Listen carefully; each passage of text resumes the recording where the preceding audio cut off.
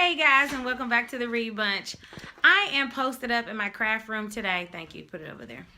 And I got some leftover vinyl. Oh, here it is right here.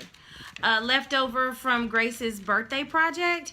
So I thought I'd show you how I used the iron-on glitter vinyl to create her shirt by doing another project. Since I had so much of it left, I thought this would be a perfect opportunity to show you how to iron vinyl onto a shirt. Now, I've watched several videos on how to do this, and I think that some of them are really good, but they left out a few steps that would have been helpful to me. So that is kind of what prompted me to create a video myself. So, here we go. This is what you're going to need. Your computer with the Sihouette Studio software on it. You're going to need, of course, your iron-on transfer paper, a t-shirt, as you see here, and your Sihouette Cameo. So the first thing I had to do was take my shirt and just kind of measure how big my design can be on the shirt. And as you can see here, I'm thinking about 6 inches. It should be across, no more than 7 inches. This is 7 inches right there across the top. I'm thinking 7 is pretty big. That's the center of the shirt. So yeah, I'm thinking that should be right. And then I come over here to my software. I hit this button right here, the A, and I typed in the software Grace Face, and I just found a font that I wanted. I also loaded a little squiggly do here by going over here to this little icon right here that brings up the show library and all these let's see, if I go to show all designs, all of these designs are in here. And then from here, I just selected one that I liked. So I just scrolled down. And the software came with all these uploaded. And I picked that one right there, as you can see. Okay? So that's just what I got going on. So I saved it to my designs here. Let's see. I don't know. Is it not going to let me click it? I don't know. Okay. So what you have here, let's see,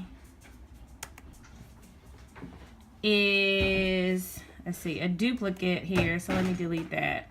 So you can see Grace Face here.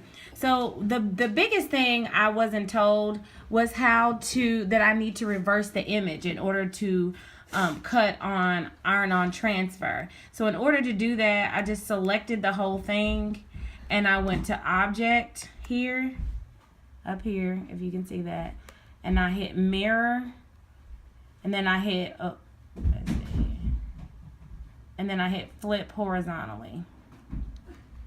Boop. And then it switched it. And then from here, I just clicked on that little small image and I just moved it over here.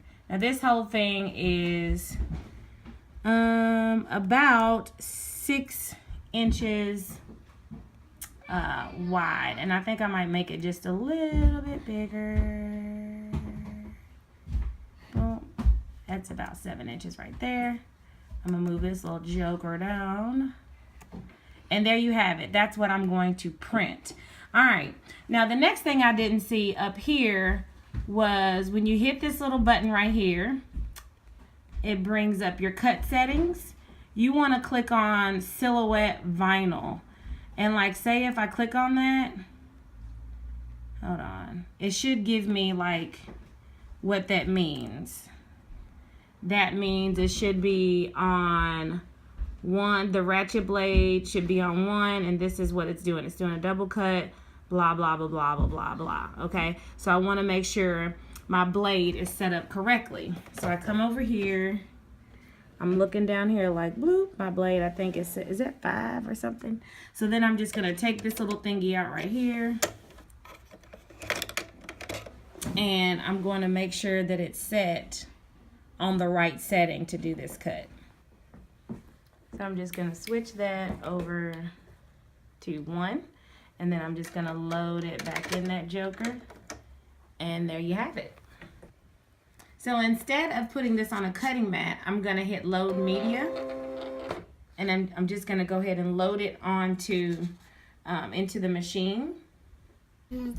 As you can see, I loaded the dull side in and the shiny side is on the back. Okay, so from here I'm just gonna hit start and it'll just look like scratches on the front.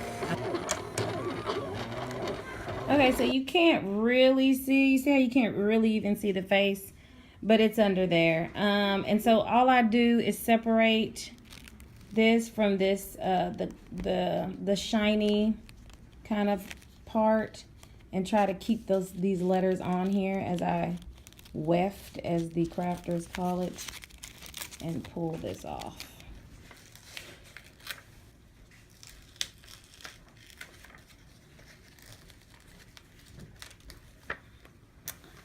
Yay! So let's go ahead and measure it and see if I got it right. Let's see. Put my shirt up here. Oh yeah. What do you think, Trey? I think it's amazing. Yay. So I cut up my individual pieces so that I could create my own layout. I'm still trying to figure out if I'm gonna have it like, I don't know, like that, or I don't know. I think I'm gonna have it like this. I'm always making things complicated, you feel me? But anyway, now that I have everything cut into individual pieces, it's easy to keep it in place because this clear backing is kind of sticky. So it helps with that tremendously. So now I'm gonna do is just put my little African cloth over it and use my iron right here and seal it to the shirt. Here, little people. I hear a little person behind me.